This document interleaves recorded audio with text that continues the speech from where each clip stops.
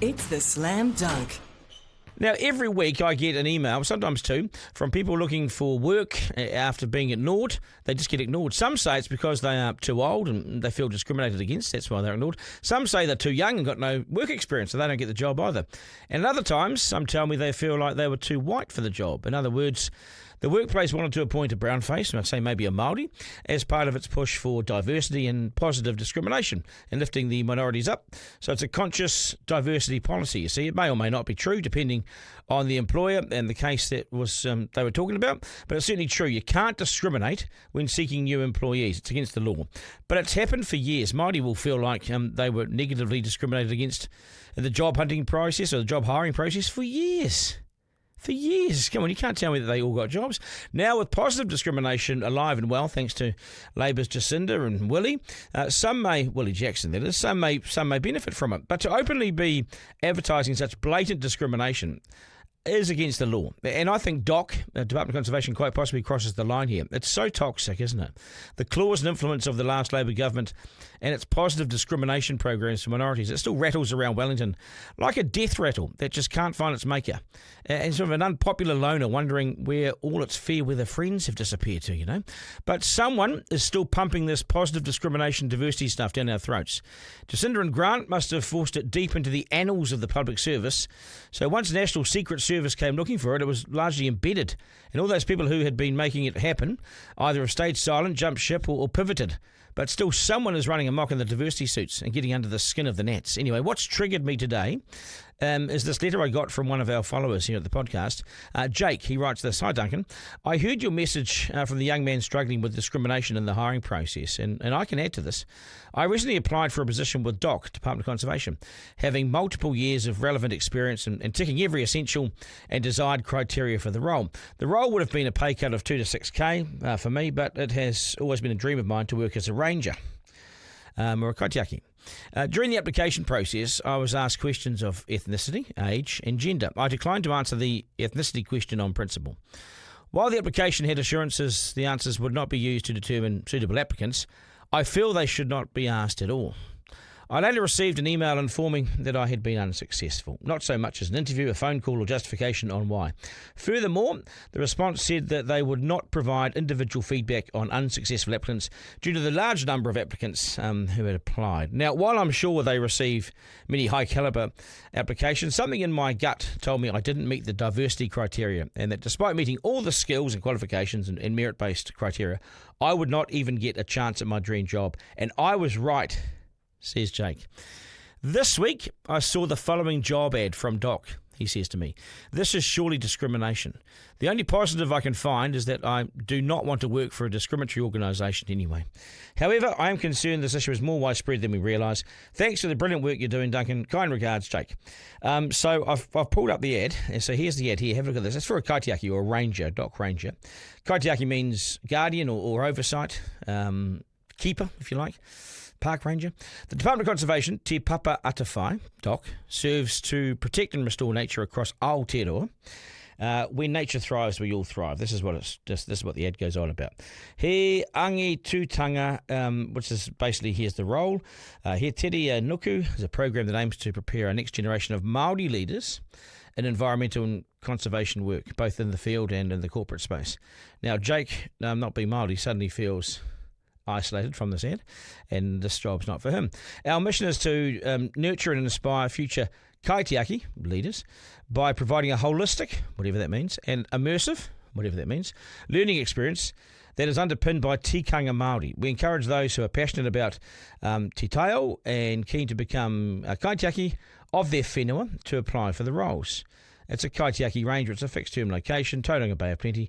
Job type, full-time, duration, contract, description. Our vision, they say in the job ad, the program will include learning about corporate components of the natural world as well as the practical field skills of conservation, environmental work, all that sort of stuff. You can expect to have health and safety and well-being te ao Māori, wānanga, which means getting together with other Māori, having big hui, having big meetings.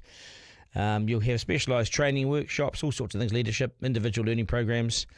are tailored to the aspirations of the kaitiaki, of these young men and women, to create work sort of pathways through this organisation. Throughout the program, kaitiaki will collectively come together to participate in these big hui and meetings. They're keen for you to have the following: a strong and demonstrated connection to Te Ao Māori, to the Te Ao Māori world, an ability to foster and develop relationships with colleagues, public and our te tiriti partners.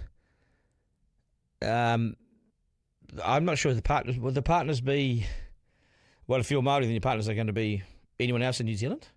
Or the Kiwi birds, I don't know. Keen interest in kaitiaki o tau tūroa. Above all, we're looking for someone who feels inspired day in, day out. You can be white, brown, yellow, green, orange, and be inspired about land and the country, I'm sure. But wherever Papatūānuku thrives, that's the motto of DOC, you see. DOC is committed to fostering a diverse workforce that represents the communities we serve and to creating an inclusive workplace culture. Basically, it's saying that you're a young person that's going to get involved in being a ranger on the land of this country. What's in it for you? They'll develop a culture and you'll thrive and you'll deal with these things in this organisation. I think the whole use of this word inclusive is a whole lot of crap and bullshit, to be honest, because by their very nature, they're telling you that they're only looking at one certain section of society. It's not inclusive at all. This is exclusive. There's nothing inclusive about this at all. Don't give me this diverse and inclusive shit, because if you're white, don't apply. It's written to clearly employ someone they have in mind. Māori, kaupapa Māori, Te Ao Māori world. But it shuts out Pākehā New Zealanders. But certainly that's what Jake thinks. If you're a Pākehā and you have all the skills and knowledge needed for that job, you won't get it. I don't think you'll get it. It's why Jake wrote to me, because it's happening all too often to him and to others. This labelling of everyone will be our death now. We're all humans. Why do we need to be defined by race? We all love this country. We all love the land. We all care for it. It's a recipe for anarchy and fighting until one side is obliterated. I have mates, both Māori and non-Māori, especially in Northland. The white guys I know there are way better as men of the land and way more connected than the Māori boys, purely because the Māori boys were urbanised in the 70s and 80s. They sent into the city. And so the boys up north have got stories handed down from their grandfathers and their fathers. And one of these guys in particular, he lost his dad and his grandfather on the land that they still live on. So it's a highly charged issue for him, emotional for him. And here's the kicker. The white guys that I'm talking about, they've actually got Māori blood in them. They just don't look like they have, but they have. So how do you give that? How does the Department of Conservation work out when that guy shows up? Are they going to ask if he's Māori? I bet you they do. I dread this race debate, because how do you work out who's who and who's what and who cares about something? I dread this race debate. We should all be able to apply for jobs like this and get them. We're seriously in trouble if we continue to pander to this nonsense. One side's going to miss out, and then watch out. I blame the last government, of course, and Willie Jackson. They embedded this stuff and asked no one. Now it's running amok and it's helping no one. Thing is, we've got a crisis of youth unemployment. 23%, 1 in 4 of our young men and women aged between 15 and 19 don't have a job. So we need all young New Zealanders applying for programs like this, not just a few. To keep it narrow suggests the treaty partnership is only one way. And Pākehā are now left on the sidelines, inviting ourselves into this stuff, which is a bit awkward. A young lost Māori at age 19 is not much different to a young lost Pākehā at 19, surely. Awkward and unsure about the days ahead. And the days are gone where you can walk into a job for life like our fathers did. It's well gone. But surely kaitiaki, or guardians, is about having the skills and the passion for your country. And the skills for this job, no matter what race you are. To narrow it down to one race is deeply disappointing from DOC, and it divides us. These boffins running this diversity stuff can't see what they're doing here. They're deliberately excluding a whole bunch of New Zealanders who are likely to be super qualified for these roles. But because Māori landed here ahead of others, then all these years later in 2025, we're going to run an exclusion program when it comes to hiring people to look after the DOC estate and keep Pākehās locked out. I'm going to fight this stuff till I can't fight no more because it benefits no one. Anyway, good evening and thanks for watching. Editor-in-Chief with Duncan Garner.